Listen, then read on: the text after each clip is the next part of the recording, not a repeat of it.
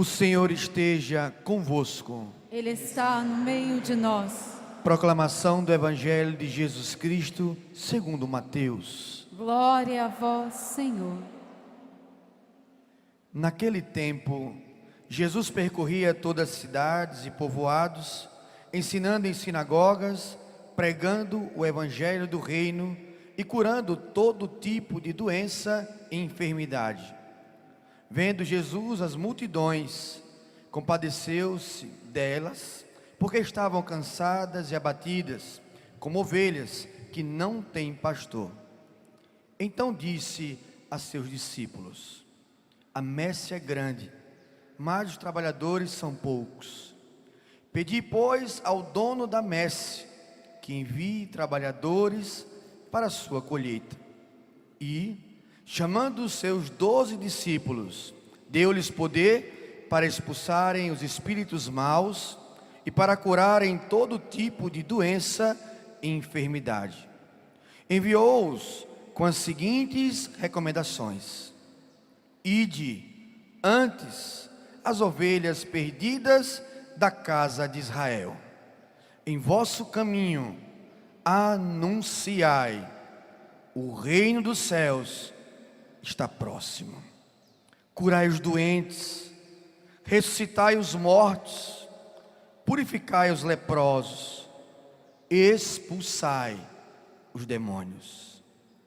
De graça recebestes, de graça deveis dar. Palavra da salvação. Glória a vós, Senhor.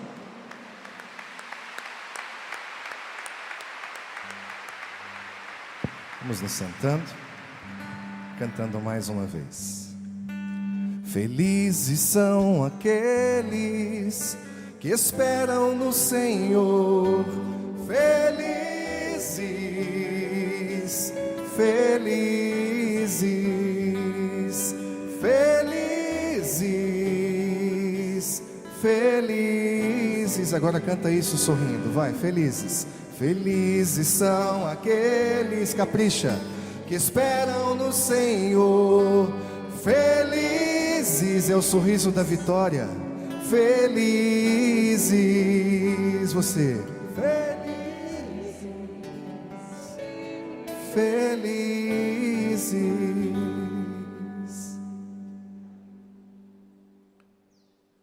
Pois é, nada de cara amarrada então. Não podemos mais compreender a nossa riqueza como um peso. Engraçado isso, né?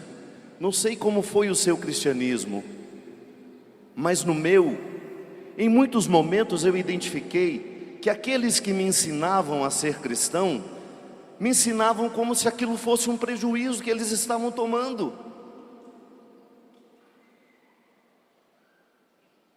A começar pela expressão terrível: Deus vê tudo.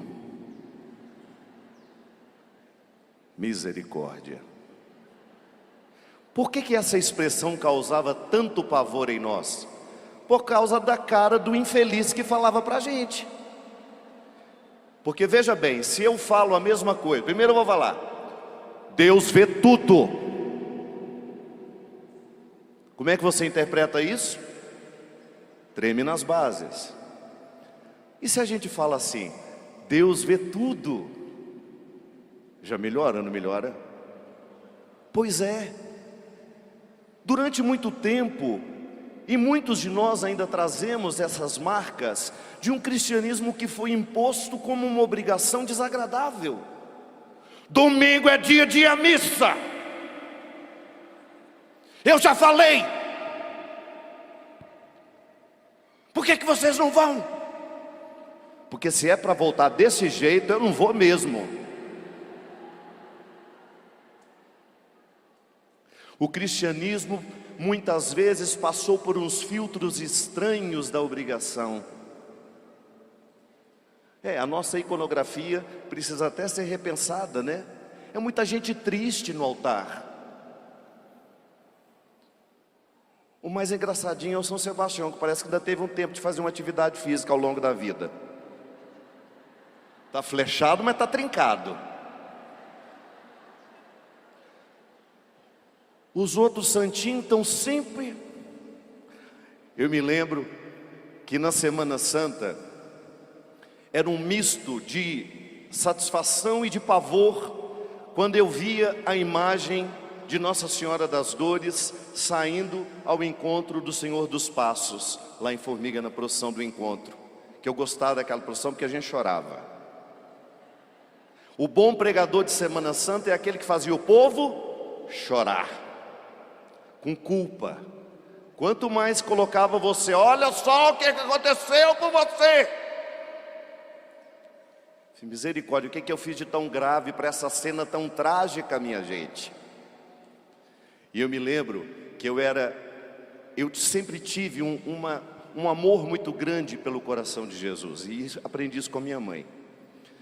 Eu me lembro que, muito curioso, na Semana Santa, eu gostava de ficar lá nos bastidores vendo as coisas acontecendo, né? E de repente, quando eu entro dentro do lugarzinho que estava reservado, onde eu sabia que ficava a imagem do Senhor dos Passos, eu me deparei com ele todo cheio de bobs. Misericórdia, aquela peruca dele toda cheia de rolinho. Eu tive uma crise de riso. E eu nunca mais consegui olhar para o Senhor dos Passos sem lembrar os rolinhos na cabeça dele. Esses cabelos não são encaracolados por acaso, não. Mas os nossos ícones são muito tristes. As imagens. A santidade sempre esteve muito atrelado à tristeza, ao sofrimento, à luta. É por isso que isso se tornou causa de rejeição para muitas pessoas. Por quê, minha gente? A partir do momento que nós começamos a evoluir como humanidade, quando a gente começou a tomar um pouco mais de conhecimento de psicologia, de psiquiatria, a gente começou a entender que o amor ao sofrimento é uma doença que precisa ser curada. Em nome de Deus, muitas pessoas passam uma vida inteira neuróticas pelo sofrimento, porque faltou a medicação, e atribuem isso ao sagrado, chamam isso de vida de santidade. Não. O primeiro passo para uma experiência verdadeiramente cristã é a cura de tudo aquilo que é psíquico estragado dentro de nós. E aí o que vamos fazer com o sofrimento é outra coisa. Acolher o sofrimento, vivê-lo quando ele bater na nossa porta, tudo isso é religioso, tudo isso é cristão, mas não é cristão correr atrás do sofrimento para você ser o sofridinho do grupo, para as pessoas terem pena de você, para as pessoas te admirarem. Nossa, como ela é sofrida, meu Deus do céu. Tem gente que tem essa neurose e transforma isso em cristianismo. Fica julgando enfeite horroroso em cima de algo que precisaria ser curado. Porque aquilo que não é curado em nós, do ponto de vista psíquico, é impedimento para a vida espiritual. Se eu estiver amarrado nas minhas neuroses, se eu estiver limitado pelas minhas neuroses, a minha espiritualidade não flui. Eu serei uma pessoa doente, desagradável, e tudo isso em nome de Deus. E nada pode ser mais contrário ao Evangelho, minha gente, quando nós temos um desagradável falando em nome de Deus. Nada pode ser mais nocivo ao anúncio do Evangelho do que uma pessoa psiquicamente doente, jogando sobre outras pessoas através da sua pregação as suas neuroses. Conhecereis a verdade, e a verdade vos libertará. Não há equívocos. Ou a gente resgata o Evangelho, ou nós vamos ficar reféns dos desequilibrados que estão na moda. Ou nós resgatamos o Evangelho, ou nós vamos ficar reféns de uma pseudo-espiritualidade que é pautada em neuroses, doenças psíquicas, em pessoas doentes que não se trataram na hora certa. A neurose é tão grande que ela é capaz de ocultar o evangelho na sua pregação. Ela vai recrutar 1001 devoções para isso, para aquilo, para isso, para aquilo, menos o evangelho, que é comprometimento com a verdade. Em nenhum momento Jesus deixou alguém passar por ele sem que tivesse um profundo encontro consigo mesmo.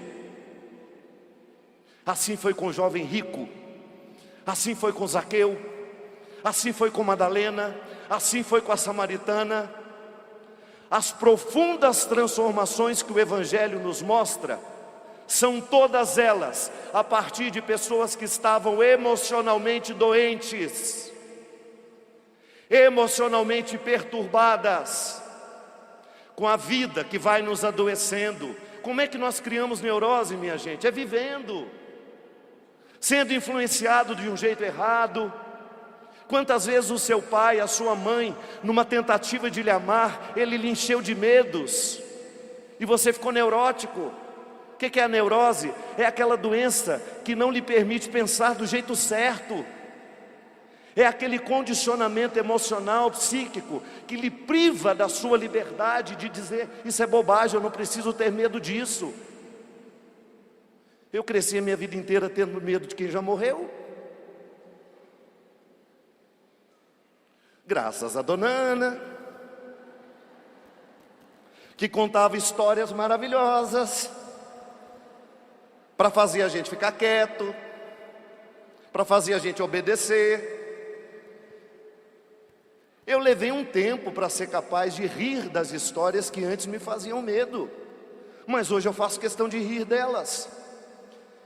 E você acha que quando eu vou ver um defunto, que eu tenho que ver de vez em quando, eu não volto para casa também, que não passa nem Wi-Fi?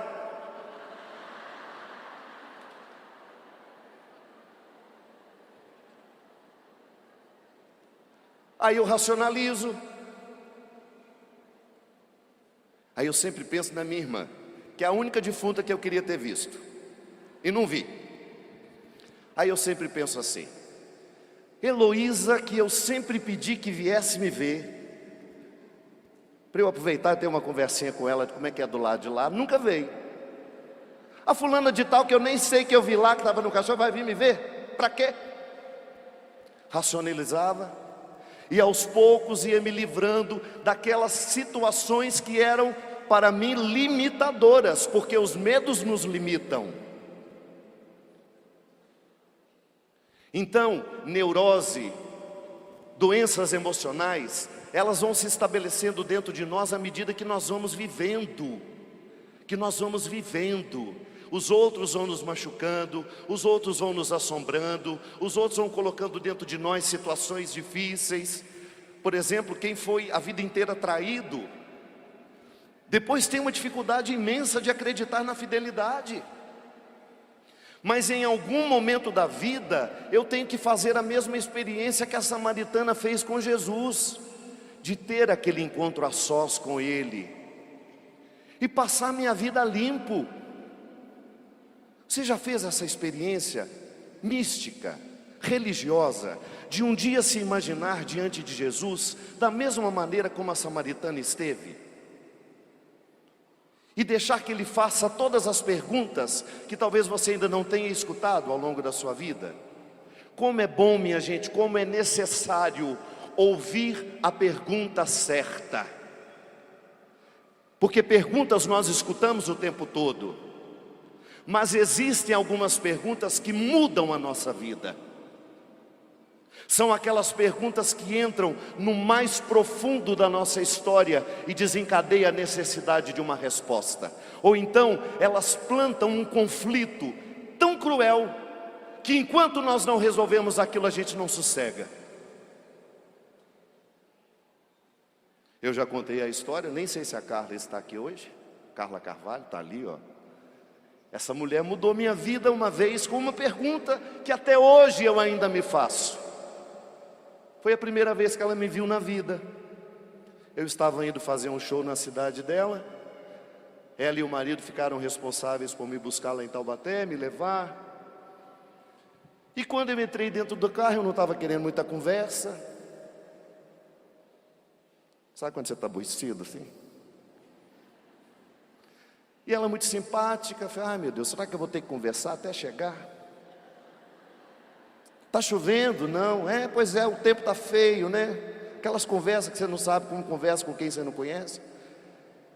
Só que ela não teve o mínimo de receio de olhar para mim e falou assim, e você, padre, você está feliz? Eu falei, estou ótimo. Ela falou, não estou perguntando se você está ótimo. Estou perguntando se com tudo isso que está acontecendo na sua vida, você está feliz. Eu pensei, que mulher indiscreta, meu Deus. Uma pergunta dessa a queima-roupa? Porque nós estamos acostumados com pessoas que nos pegam, e aí, está tudo bem? E você fala, tudo ótimo. E continua o caminho. A não ser que seja neurótico. Você fala, e aí, tudo bem? Não, não estou. Mas o que está acontecendo? Você está com tempo? Você tem tempo para me ouvir? É no mínimo 1 hora. Não, pelo amor de Deus, outra hora então.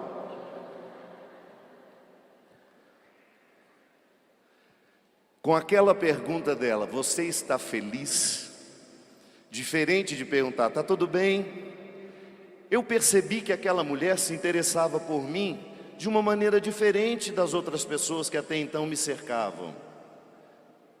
Ela fez uma pergunta fundamental, minha gente.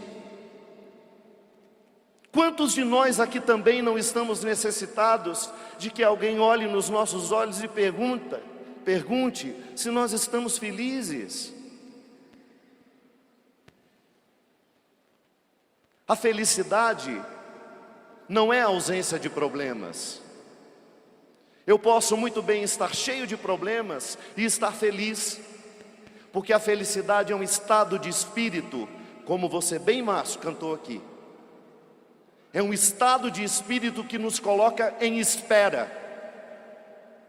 Nada pode identificar mais a fé cristã do que o conceito de esperança. A nossa esperança é operante, isto é, eu não fico sentado esperando acontecer.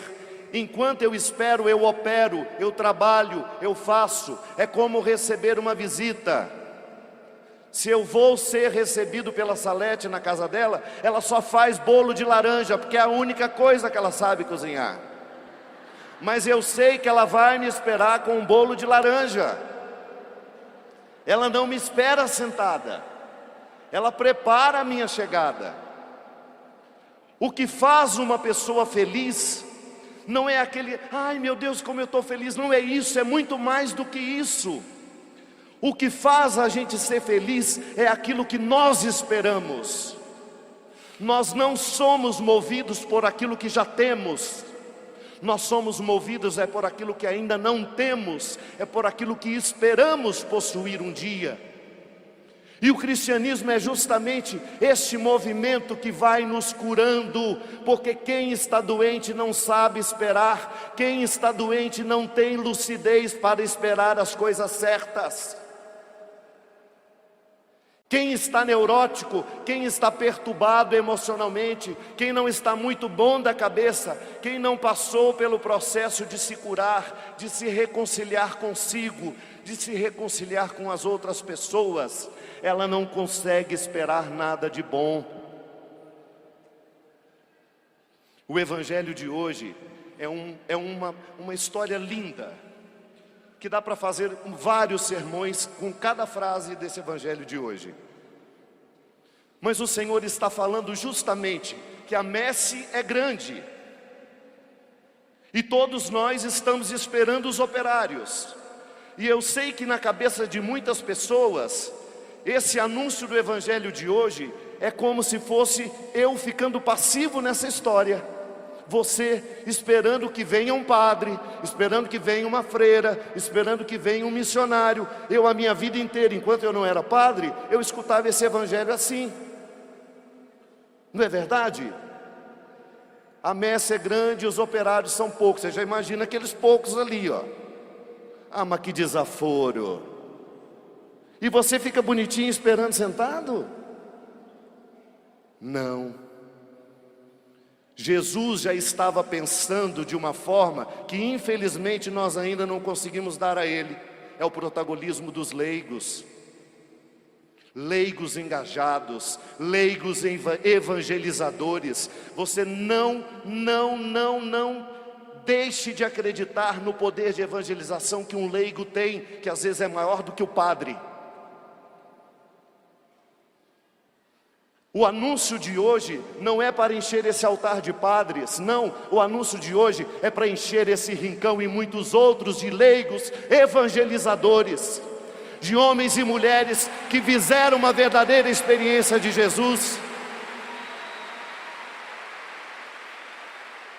O evangelho de hoje não é somente para encher o altar de padres e diáconos e seminaristas. O evangelho de hoje é para despertar os cristãos que estão adormecidos, esperando deitado em berço esplêndido, que a igreja faça alguma coisa. A igreja somos nós, a igreja é você.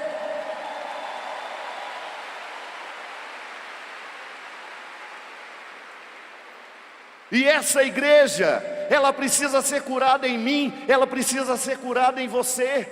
Quando você vai buscar uma ajuda de um psicólogo, claro, você tem o direito de escolher. Eu quero um psicólogo cristão, padre. Ele, como profissional, ele não vai poder falar nada de religião para você. Ele tem uma outra capacitação, ele vai te entender como ser humano, não como cristão. Quando você escolhe um psicólogo para ajustar dentro de você os seus desajustes emocionais, os frutos estragados da sua história, acredite nisso, a igreja está sendo curada em você. Quando nós tomamos a decisão, eu quero ser uma pessoa melhor, a igreja está sendo curada em você. Porque, minha gente, chega dessa ideia que nos coloca todos à parte, e a igreja é uma instituição que manda em nós. Não é assim que Jesus nos quis. Jesus nos quis colaboradores. Tanto é que no seu grupo tinha de tudo. Só não tinha padre e freira.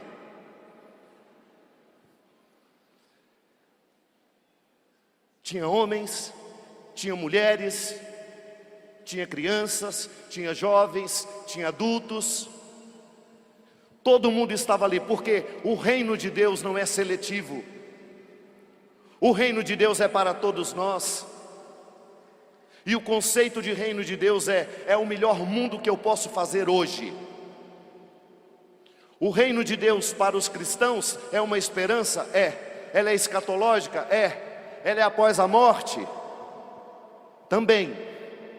Mas é aqui, no agora da história, que eu sou convidado a construir as edificações do reino, dentro da minha casa, dentro da sua casa. O reino de Deus precisa começar. Precisa começar.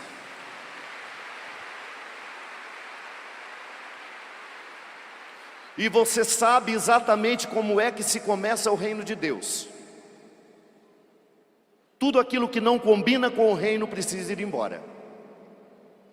Tudo aquilo que não é correto, você tem o direito de retirar. Se dentro da sua casa você não manda em lugar nenhum então. Se dentro da sua casa você não tem autoridade, esqueça. O reino de Deus é uma célula em mim, é uma célula em você, é uma célula em cada um da sua casa. E quando vocês se reúnem, vocês formam um corpo, e ali esse reino de Deus precisa dar certo.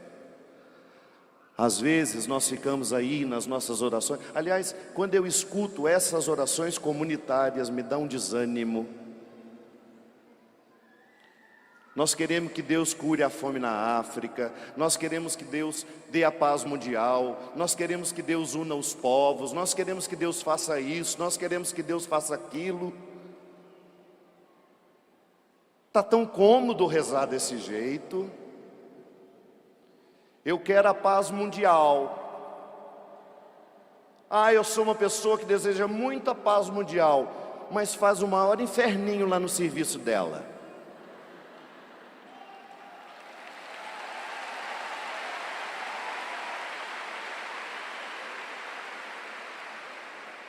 Não é? Tá cheio. Eu luto pelos direitos humanos, mas trata como se fosse um traste a velhinha, vozinha que mora na mesma casa que ela.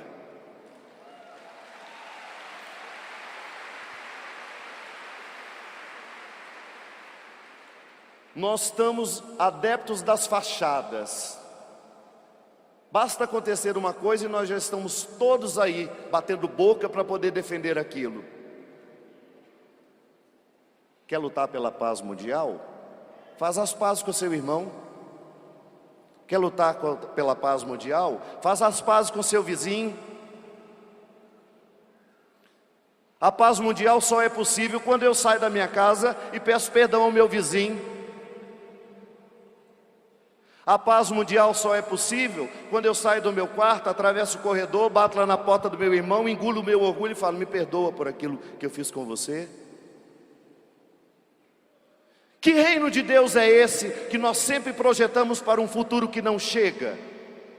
Nós não queremos ser incomodados?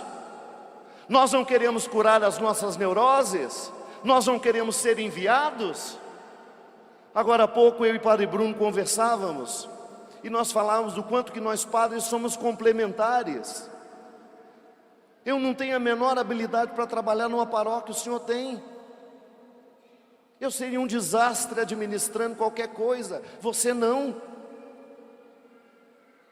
Eu tenho habilidades que ele não tem, ele tem algumas que eu não tenho. E entre nós é uma ciumeira dos infernos. Uma vergonha. Uma vergonha que nós padres não tenhamos a coragem de reconhecer a grandiosidade do ministério daquele que é diferente de nós. E falamos mal uns dos outros por trás. E somos cruéis uns com os outros sempre que podemos. Somos cruéis uns com os outros sempre que podemos. Porque o ministério que está dando certo me incomoda. Mas por quê, meu Deus do céu? Se Ele está fazendo justamente aquilo que eu quero fazer, transformar esse mundo num lugar melhor. Mas é eu que sou doente então, não é Ele que está errado em fazer não. Sou eu que preciso ser curado de não ser capaz de ver o sucesso dele e aplaudir também e reconhecer que homem de Deus, que bem Ele está fazendo para a igreja.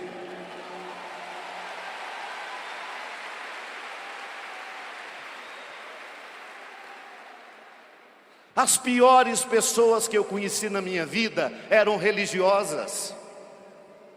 Eram religiosas. Religião não é garantia de nada. Eu já fui uma pessoa absolutamente cruel em nome da religião. Em muitos momentos da minha vida, eu deixei que o meu pior viesse e eu me protegia com a minha roupinha de religioso, fazendo um mal horroroso para aquela pessoa, interessado no que eu queria que ela fizesse como eu queria, e usei da religião para isso. Confesso publicamente, porque eu não quero mais ser assim. Eu não quero mais ser assim.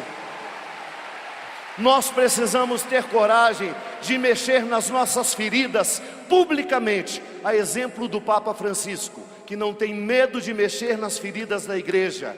Por quê? Ele faz porque ama, não é porque ele quer expor a igreja ao ridículo. Ele faz porque ama a igreja, e amando a igreja, ele não quer que essa igreja fique por trás de uma hipocrisia, de uma aparente felicidade, não. Nós ainda precisamos caminhar muito para que sejamos reino de Deus. A igreja é santa, mas ela peca em mim, ela peca em você. E quando eu me deixo levar pelas minhas neuroses, pelos meus ciúmes, pelas minhas invejas, eu sou a pior expressão da igreja. E preciso assumir isso. Minha gente, Talvez lá no seu grupo não exista isso, mas nas nossas paróquias, quanta fofoca entre nós, quanta gente mesquinha nas lideranças, que não tem nenhum amor à igreja, quer usar daquele cargo para se promover, para aparecer, para fazer isso, para fazer aquilo. Já começa num erro equivocado. Há 45 anos eu estou na liderança da Pastoral da Juventude.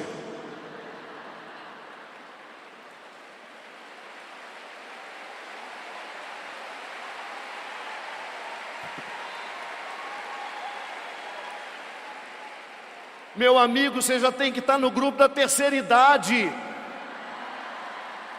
Deixa os jovens assumirem o seu lugar, pelo amor de Deus.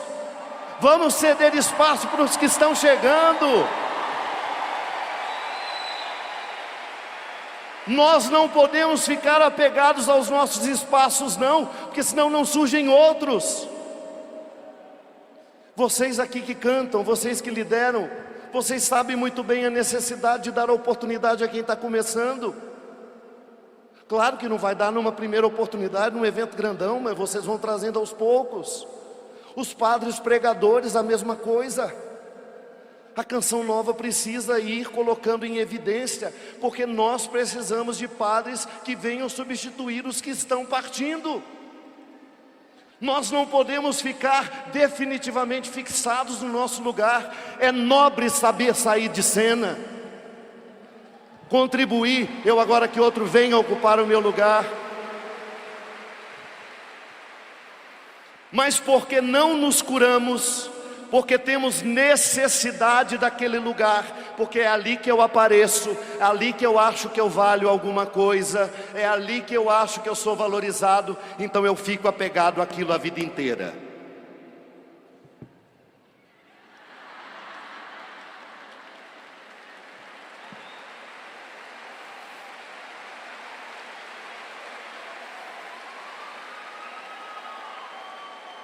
Isso aqui é o cargo. Já está curvado. E o pior, minha gente, quando nós não deixamos Deus trabalhar nessas nossas doenças emocionais, a gente perde a salvação. Aí quando nós chegarmos no céu, com aquela carinha assim de que vamos ser reconhecidos na hora, né?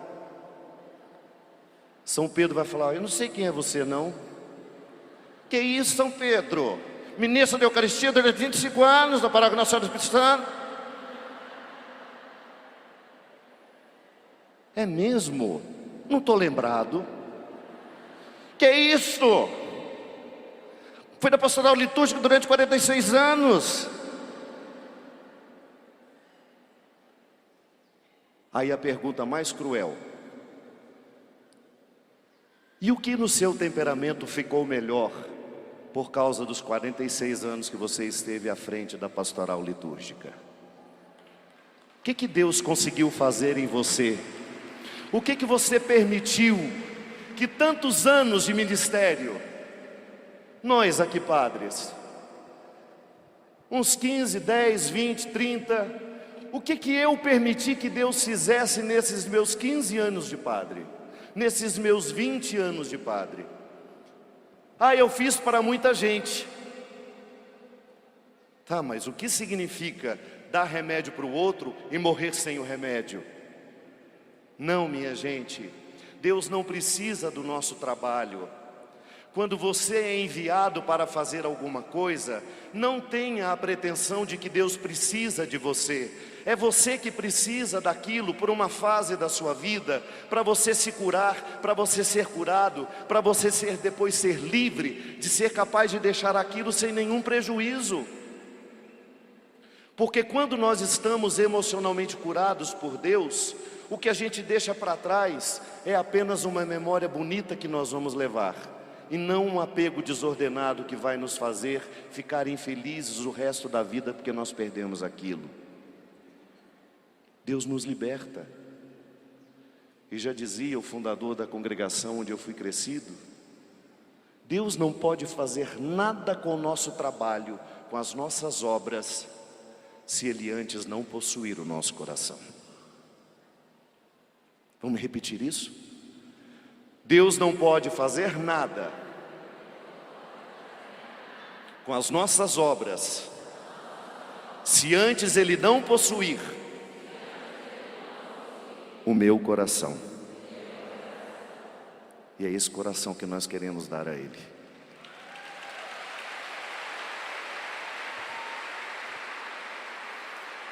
É esse coração que nós queremos oferecer a Ele.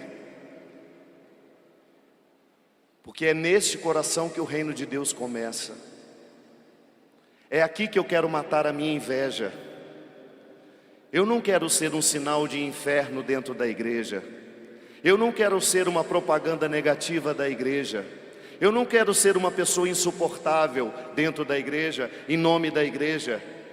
Volto a dizer, quando um desequilibrado, um desordenado, nós estamos ordenados, né? Quando um desordenado fala em nome de Deus, ele causa estragos. E é por isso que nós vamos ter um senso crítico muito aguçado. Se o que nós estamos pregando é de fato a verdade do Evangelho, ou é o fruto das nossas neuroses que já estão saindo em nós.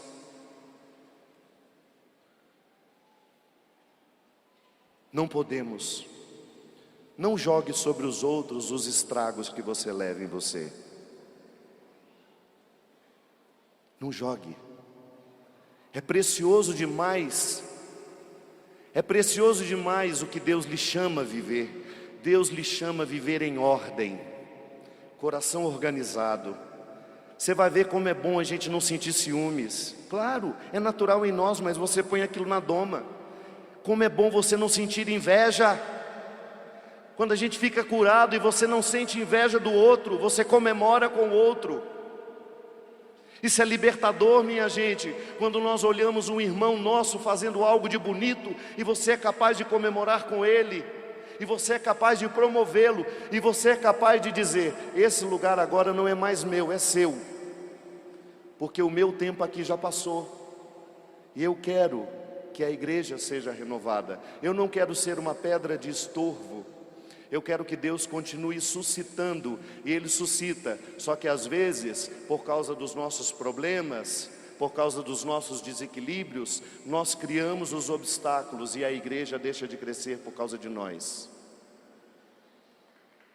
Deixa de crescer por causa de nós. Aí você vai falar: mas eu estou tão cansado, eu não dou conta disso. Tá. Fique em pé, tenha coragem. Recorde-se da palavra que Ele diz: tudo posso naquele que me fortalece. Vamos cantar isso? Tudo posso. Quando você sentir desanimado, quando você achar que está sendo vencido pelas suas neuroses, pelos seus desequilíbrios, por aquilo que é desordenado em você, recorde-se dessa palavra que lhe diz: tudo posso. Posso. Tudo posso naquele que me fortalece.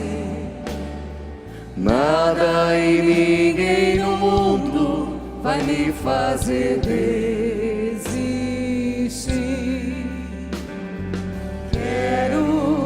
Tudo quero, sem medo entregar meus projetos. Deixar-me guiar nos caminhos que Deus desejou pra mim. E ali está. Vou perseguir Tudo aquilo que Deus já escolheu pra mim. Vou persistir, e mesmo nas marcas daquela dor, do que ficou, vou me lembrar e realizar as coisas mais lindas que Deus sonhou. Oh, oh, oh, em meu lugar está a espera de um novo e vai chegar. Vou persistir, continuar a esperar e crer, mesmo quando a visão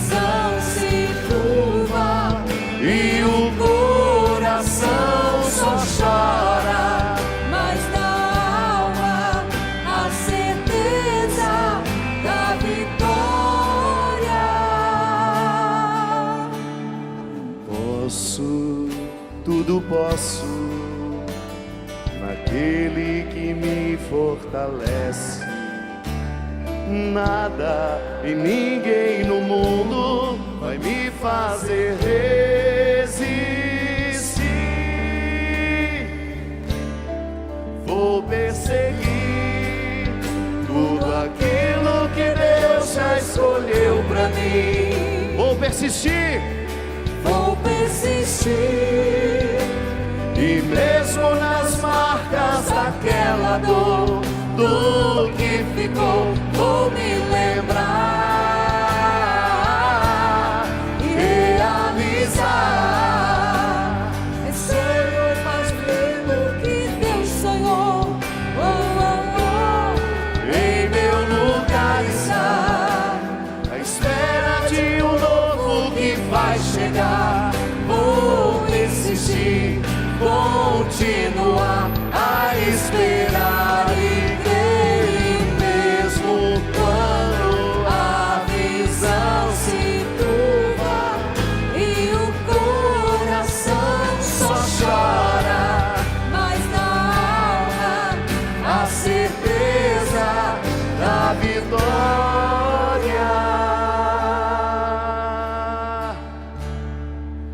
E a gente não vence sozinho. Nada melhor do que estarmos rodeados de pessoas que nos amam. Hoje nós trazemos para o altar a presença da minha querida amiga Marina Patrus. A Tânia fez a primeira leitura para recordar essa memória dessa mulher que foi tão fundamental na Canção Nova e que faleceu este ano. E ela morreu lutando. Este ano foi um ano de muitas perdas para a Canção Nova. Muitas. E a Marina me ensinou uma coisa. É ela que me dizia sempre, me olhando nos olhos: Padre Fábio,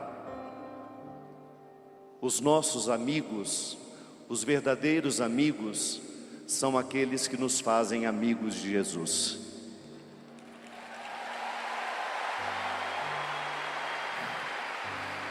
Hoje ela certamente estaria aqui. Ela certamente estaria aqui. Como também estaria Padre Léo.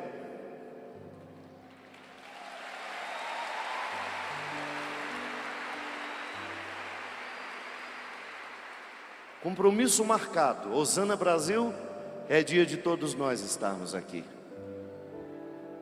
Então hoje, você não se esqueça dos amigos que te fazem amigo de Jesus. Ah, como isso é precioso, minha gente, estarmos rodeados de pessoas que nos ajudam a chegar ao melhor de nós. Amigos que têm coragem de dizer: para de ser ciumento, para de ser invejoso, larga a mão disso. Isso não é o melhor que você tem a oferecer. O melhor amigo é aquele que nos indica o que temos de melhor para oferecer. É aquele que não nos permite ficarmos acomodados nas nossas misérias. Amigo que passa a mão na sua cabeça só para você ficar felizinho. Não é felicidade isso. Amigo precisa criar enfrentamentos, fazer a pergunta fundamental: você está feliz? Toda vez que você for arrogante, desagradável, ele olhar nos seus olhos: está feliz sendo assim? E a gente ter coragem de dizer, a gente ter coragem de responder, porque a verdade nos liberta. Não, eu não estou feliz desse jeito, eu preciso mudar a minha vida. E você pode, porque o Senhor está te fortalecendo. A vitória já lhe foi garantida. O Senhor já lhe concedeu a vitória. Faz barulho para acordar os que dormem. A vitória já nos foi concedida. Nós vamos vencer as nossas doenças emocionais, as nossas neuroses. Nós não entraremos em 2020 com os mesmos defeitos deste ano, porque nós acreditamos na vitória. Nós não seremos vítimas das armadilhas que o inimigo coloca em nós. Então segura na mão de quem está do seu lado. Isso, numa grande corrente. mesmo quando a visão. se turva, Eleve essa mão para o céu. e o coração só chora, Mas a alma, a certeza da vitória.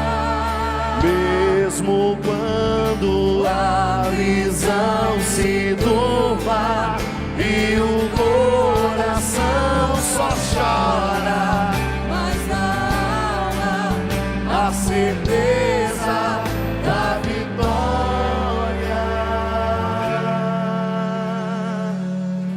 Eu vou sofrendo,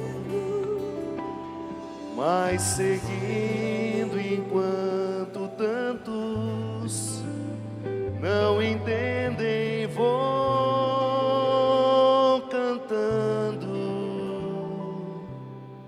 minha história, profetizando que mas com esse poço a gente não chega nem em Guaratinguetá. Nós temos que atravessar a nossa alma com esse poço. Que eu... Tá ficando bonito. Que eu...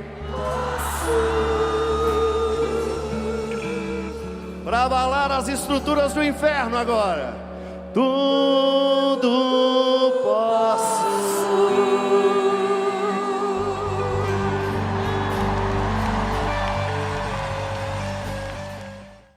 Tudo da Canção Nova em um só lugar. Canção Nova Play.